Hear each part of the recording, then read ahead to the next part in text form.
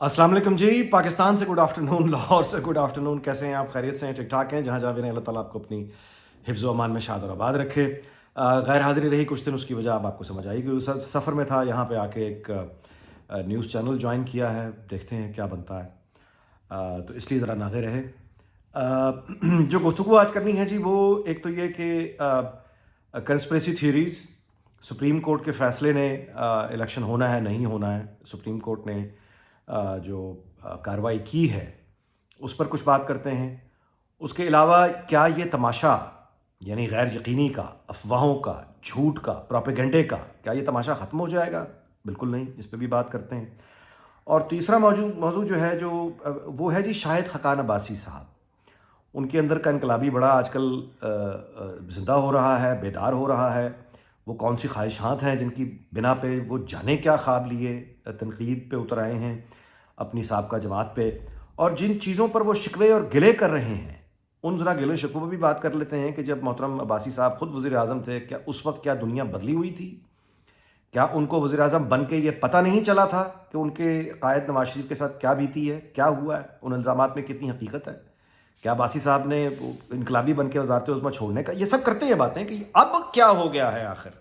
और ये level playing field जिसकी अब्बासी साहब बात कर रहे हैं, लाहौर से आके इलेक्शन लड़ना, ये लेवल प्लेइंग फील्ड थी? करते हैं ना बात इस पर। तो पहली बात तो ये है कि सुप्रीम कोर्ट ने, जाहिर है कि जो सारी कार्रवाई में मैं तफसील में क्या जाऊँ, पुरानी बात हो गई है, लेकिन लाहौर हाई कोर्ट से एक यानी जो शर का आप कहिए फैलाने का वो पिटीशन, वहाँ से शर जहाँ से आया, पिटीशन दाखिल की गई कि इलेक्शन जो है वो मुलतवी कर दिए जाएँ। और इलेक्शन कमीशन ने भी एक इस तरह का जवाब इशू कर दिया था, जिन नुसरत जावेद साहब ने बिल्कुल ठीक सवाल उठाया कि इलेक्शन कमीशन ने इस तरह का जवाब क्यों इशू किया, बाकायदा पब्लिश किया, जिसमें लग ये रहा था कि बिल्कुल 8 फरवरी जो है अगर इंतखाबात ना हुए तो इलेक्शन कमीशन को कोई इतराज़ नहीं है। ये हुआ क्या है? तो इसका जवाब ये है कि ये वही एक टोला, एक बुग़्ज़ नवाज़ में मुब्तला, बुग़्ज़ जमहूरियत में कहना चाहिए मुब्तला, वो ज़िद कि हमें इस्टेब्लिशमेंट उसी तरह से लाड प्यार करके और अपनी बेसाखियों पे खड़ा करके हमें हुकूमत दे, इक़्तिदार दे, तो हम इसकी तारीफ़ करेंगे, वरना फिर हम किसी को चलने नहीं देंगे। ये रवैया दरअसल वो है कि या तो हमें बिठाओ, और हम अगर नहीं बैठेंगे तो हम कुछ चलने नहीं देंगे। बाय हुक और क्रुक जो भी हमें करना पड़े हम करेंगे, लेकिन हम किसी को चलने नहीं देंगे। और ये जो नुक्ता नज़र है, ये वही यानी वो जो वही उमरता बंदयाल की सास और वो ख्वाजा साहब की बेगम की जो ऑडियो आई थी ना कि इनको नहीं रहने देना, ये वही नुक्ता नज़र पूरी ताकत से आज भी मौजूद है। तो ये उनका कि इलेक्शन, अब ये देखें, एक ही वक्त में दो जगह लड़ते हैं। यानी एक तरफ से लाहौर हाई कोर्ट में अपना दरख्वास्त दायर करके इलेक्शन मुलतवी कराने की कोशिश हो रही है, मुसलसल कोशिश हो रही है। निगरानों को जाहिर है, लॉलीपॉप निगरानों में खुद भी बड़े बेताब बेचैन बैठे हैं, जो चाहते हैं कि ये सिलसिला बढ़ जाए, उनकी मौजें लगी रहें, मुफ्त का टिकट है। तो वो ये मिलकर एक तरफ ये कोशिश है कि इलेक्शन से भाग जाएं, दूसरी तरफ से यह है कि नहीं, हम तो इलेक्शन चाहते हैं। जो काम खुद करना है, इल्ज़ाम दूसरे पर लगाना है। तो सुप्रीम कोर्ट की जो समाअत थी, जो जस्टिस काजी फायज ईसा की पूरी समाअत आप निकाल के देखिए, उसमें जो अटॉर्नी जनरल और चीफ जस्टिस के सवाल और जवाब हैं, यानी यहां तक वो चले गए हैं कि लाहौर हाई कोर्ट के जज ने क्या मिसकंडक्ट किया है, सवाल उठ गया है। ये उमैर न्याजी जिसने ये पिटीशन दायर, उसके खिलाफ तौहीन अदालत की कार्रवाई क्यों ना की जाए, ये सवाल उठ गए।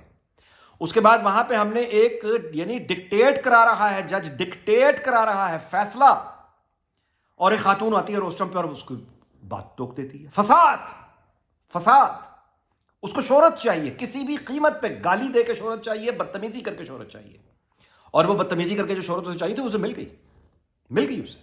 यही वो, ये पूरा एक नुक्ता नजर है, ये इमरान खान की तरबियत है, ये सिखाया उसने। क्या ये जो अब कोशिशें हैं कि एक इलेक्शन ना हो, फसाद हो, हम किसी को चलने नहीं देंगे, हम किसी को आने नहीं देंगे, उसका अगला मरहला अभी से ये सुप्रीम कोर्ट का ये जो डिसीजन आ गया है, ये मकू ठप्पा है चीफ जस्टिस ने, उसके बाद से वो नया मंत्रा शुरू हो चुका है। वो क्या है? वो ये है कि हुकूमत आन दो, 3 महीने की खेड है, 3 महीने चल जाए, 6 महीने चल जाए, बस खत्म, इनको चलने नहीं देना। आप देखेंगे क्या तमाशा होता है। ओ आन दो जी हुकूमत, देखेंगे जी क्या तमाशा होता है। अभी से ये शुरू है। वर्चुअल जलसा, अल्टरनेटिव रियलिटी, ये मैंने जो टीवी शो ज्वाइन किया उसमें मैंने ये बात की थी। और भाई वर्चुअल दुनिया में रहने वालों, ये हर वक्त फिल्में फिक्शन देखने वालों, पीटीआई के सपोर्टर्स खासतौर पे जो आपके दोस्त हैं इस वायरस का शिकार, خدا کے واسطے ان کو بتاؤ کہ یہ جو بھوک لگتی ہے نا جب، تو ورچوئل روٹی سے پیٹ نہیں بھرتا. جب گاڑی میں پیٹرول ڈالنا ہوتا ہے تو کوئی ورچوئل الٹرنیٹیو موبائل کا کوئی ایسے آپ ایپ گھمائیں تو ٹنکیاں فل نہیں ہوتی، پیسہ دینا پڑتا ہے. بچوں کی فیس کے لیے پیسہ دینا پڑتا ہے. اگر آپ کرائے کے گھر میں رہتے ہیں تو کرایہ دینا پڑتا ہے. میرے بھائی موبائل فون کے بل دینے پڑتے ہیں. کوئی بیمار ہو تو اس دوائی جو ہے نا وہ ورچوئل ریالٹی، ورچوئل جلسوں سے دوائیاں نہیں ملتی، علاج نہیں ہوتے. یہ فزیکل دنیا ہے، فزیکل ریالٹی. یہاں پہ پیسہ چاہیے، کاروبار ہوگا، اکانومی ہوگی تو معیشت پھلے گی، دھندا چلے گا، کاروبار چلے گا تو پیسہ آئے گا. اس کے لیے سٹیبلٹی چاہیے، انتشار نہیں چاہیے. اس کے لیے سنجیدہ لوگوں کی ایک ٹیم چاہیے جو اس اکانومی کو، پاکستان کو پرابلم سے نکالے. ان کو اناؤں کا کھیل بنا کے کہ ہم کسی کو نہیں چلنے دیں گے اور جو آئے گا اس کو بھی نہیں چلنے دیں گے، اور 2 مہینے میں ختم اور 3 مہینے میں ختم، یہ افواہیں، یہ غیر یقینی، یہ انتشار، یہ جھوٹا پروپیگنڈا اکانومی کو نہیں چلنے دے گا. یہ جو ورچوئل جلسے ہوتے ہیں نا، یہ اپنا سوشل میڈیا ایپس پہ ان کو دکھا کے کوئی ایک مسئلہ حل نہیں ہوتا. اس کے لیے گراؤنڈ پر آنا پڑتا ہے، حقیقی زمین پہ کھڑا ہونا پڑتا ہے. آگے چلیں. دیکھیے یہ جو معاملہ ہے شاہد خاقان عباسی صاحب کا کہ لیول پلینگ فیلڈ، دیکھیں جی وہ 2018 میں جس طرح کی لیول پلینگ فیلڈ ملی تھی پی ٹی آئی کو، اب نواز شریف کو مل رہی ہے، اور یہ تو وہی ہو رہا ہے، ری پلے ہو رہا ہے. بات یہ ہے خاقان عباسی صاحب، مری سے تو آپ ہار گئے تھے، لاہور سے لا کے آپ کو جتوایا گیا تھا. اصولی اور اخلاقی دونوں طرح سے یہ بات غلط تھی. آپ تو لاہور کے رہائشی نہیں ہیں، آپ کا اپنے حلقے سے کیا لینا دینا تھا؟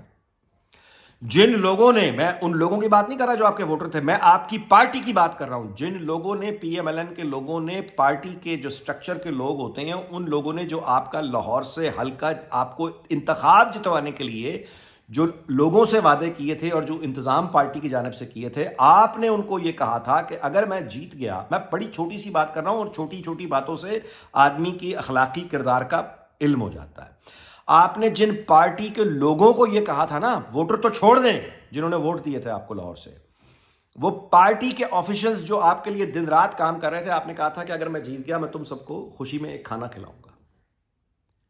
آپ جیت گئے، آپ نے مڑ کے ان پارٹی کے آفیشلز کو، وہ آج تک بیٹھے انتظار کر رہے ہیں کہ شاہد خاقان عباسی نے ہمیں کہا تھا کہ ہمیں جیت گیا تو ہمارے ساتھ بیٹھے گا، ہمیں کھانا کھلائے گا. وہ آج تک انتظار کر رہے ہیں آپ کے اس کھانے کا. آپ نے ان کا فون نہیں سنا. یہ ہے آپ کی اپنی اخلاقی، جو آپ بلندی پہ کھڑے ہو کے آج سوال کر رہے ہیں نا کہ لیول پلینگ فیلڈ. آپ کا انقلابی اگر اتنا انقلابی زندہ تھا تو مجھے یہ بتائیے کہ جب آپ نے حلف لیا اور آپ وزیر اعظم بن گئے تو آپ ملک کے باخبر ترین آدمی تھے. آپ کو علم نہیں تھا کہ نواز شریف کو کس طریقے سے بے ایمانی سے نکالا گیا ہے؟ آپ کے علم میں نہیں تھا کہ یہ کون لوگ ہیں جنہوں نے یہ کام کیا ہے؟ اگر آپ اتنے ہی اصولی اور نظریاتی اور سچے تھے اور وزارت عظمیٰ کی آپ کو فکر نہیں، کسی عہدے کی آپ کو فکر نہیں، تو دکھانا تھا نا پھر اخلاق. کہتے نواز شریف کے آپ سے، آپ اس وقت کہہ دیتے کہ آپ اپنی پارٹی سے کہتے، لوگوں کے سامنے آ کے کہتے کہ مجھے میری پارٹی نے عہدہ آفر کیا لیکن میں قبول کرنے سے انکار کرتا ہوں کیونکہ میں جان گیا ہوں کہ نواز شریف کو یہاں سے کس سازش کر کے، کس بھونڈے، کس غلیظ طریقے سے اس کو نکالا گیا ہے. میں اس عہدے پر لعنت بھیجتا ہوں، مجھے یہ عہدہ نہیں چاہیے، میں نہیں بنوں گا وزیر اعظم. کیا آپ کا انقلابی جاگا تھا؟ کیا آپ نے بطور وزیر اعظم وہ تمام لوگ جنہوں نے نواز شریف کے ساتھ یہ سلوک کیا، کیا آپ نے ان کے خلاف کوئی کارروائی کرنے کا سوچا بھی؟ ان کو طلب کر کے کبھی پوچھا؟ اس وقت اندر کا یہ سچا انسان کہاں تھا؟ اس وقت یہ سارے کمپرومائز، بڑے مسکراتے ہوئے وزارت عظمیٰ ہوتی رہی، بلکہ آپ یہ ثابت کرتے رہے اور آپ کے جو نزدیکی لوگ ہیں وہ باہر آ کے لوگوں کو بتاتے تھے کہ نواز شریف سے بہتر شاہد خاقان عباسی چل رہا ہے نا جی. اس طرح چلائی جاتی ہے وزارت عظمیٰ. نواز شریف تو کیبنٹ کی میٹنگ ہی نہیں لیا کرتا تھا. نواز شریف نے تو کبھی قومی اسمبلی میں جانے کا تکلف ہی نہیں کیا. شاہد خاقان عباسی صاحب دیکھیے جناب کیسا صبح بیٹھا ہوتا ہے، کیبنٹ میٹنگ لے رہا ہوتا ہے، اسمبلی کو ویلیو دے رہا ہوتا ہے. اس وقت جب یہ تعریفیں ہو رہی تھیں اور آپ اپنے آپ کو بڑا متبادل ہیرو بنا کے پیش کرتے تھے، اس وقت آپ کو یہ خیال نہیں آیا کہ level playing field Nawaz Sharif کو نہیں ملی لہٰذا میں یہ عہدہ قبول ہی نہیں کروں گا. اس وقت تو آپ کے اندر کا انقلابی بالکل غائب تھا.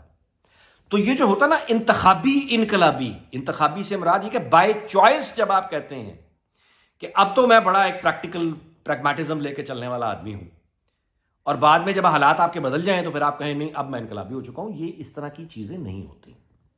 یا آپ ادھر ہوتے ہیں یا ادھر ہوتے ہیں. یہ بائی چوائس اپنے حالات دے کر کبھی ادھر ہو جانا کبھی ادھر ہو جانا، معاف کیجئے گا، یہ اس کو jumping around like a youngster, یہ اسی کو کہا جاتا ہے کہ یہ گرگٹ کی طرح بندہ رنگ بدلتا ہے.